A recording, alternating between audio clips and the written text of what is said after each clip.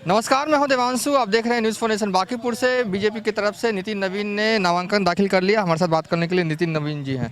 नामांकन आज आपने दाखिल कर लिया, कितने जीत के लिए आश्वस्त हैं आप? देखिए, मुझे जनता का आशीर्वाद और स्नेह मिलता रहा है और मैं लगातार चौथी बार नामांकन किया हूं और जनता ने जिस प्रकार से मुझे आशीर्वाद अपने बच्चा और भाई के रूप में दिया है, वही आशीर्वाद फिर पुनः मुझे मिले, इसी के विश्वास के साथ जा रहा हूं। पिछले 5 वर्षों में या पिछले अपने राजनीतिक सफ़र में मैंने पटना के लोगों की सेवा करने का काम किया है और मुझे उम्मीद है कि मेरी सेवा का मुझे आशीर्वाद और समर्थन मिलेगा।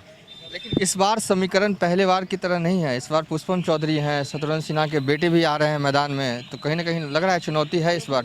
चुनौती स्पष्ट रूप से जो पिछले बार बूथ पर मुझे जनता का आशीर्वाद और समर्थन मिला, अगर पिछले बार 200-300 लोगों ने मुझे समर्थन दिया, तो इस बार उस बूथ पे मुझे 250 और 300 लोग कैसे दे रहे हैं समर्थन, ये मेरी चुनौती है। अपने जीत के अंतर को बढ़ाने की और साथ ही साथ जनता का विश्वास और आशीर्वाद कैसे मेरे लिए बढ़े, यही मेरी चुनौती है। क्या काउंटर रणनीति आपने तैयार की है? चुनाव प्रचार करने के लिए आपके विधानसभा क्षेत्र में कौन कौन से स्टार प्रचारक आएंगे? नहीं, मेरे मानना है कि हम भारतीय जनता पार्टी का एक कार्यकर्ता स्टार प्रचारक है और हमारे कार्यकर्ता जब गली मोहल्ले में घूमते हैं, जो जनता के साथ जुड़े हैं, जो जनता की समस्याओं के साथ अपने आप को कोरोना काल में भी लोगों के साथ जुड़कर काम करते थे, उस आपदा की घड़ी में जो लोग जनता के साथ हैं वही स्टार प्रचारक हैं और वरिष्ठ नेता हमारे भारतीय जनता पार्टी के सभी लोग रहेंगे।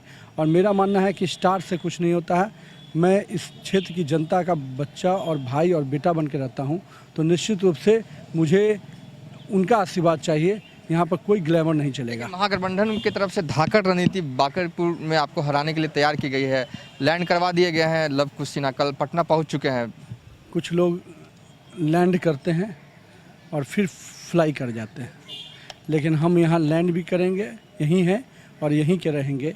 इसी गलियों में, पिरमोहानी में मेरा बचपन बीता है, कदम कुआं में मेरा जीवन बीता है।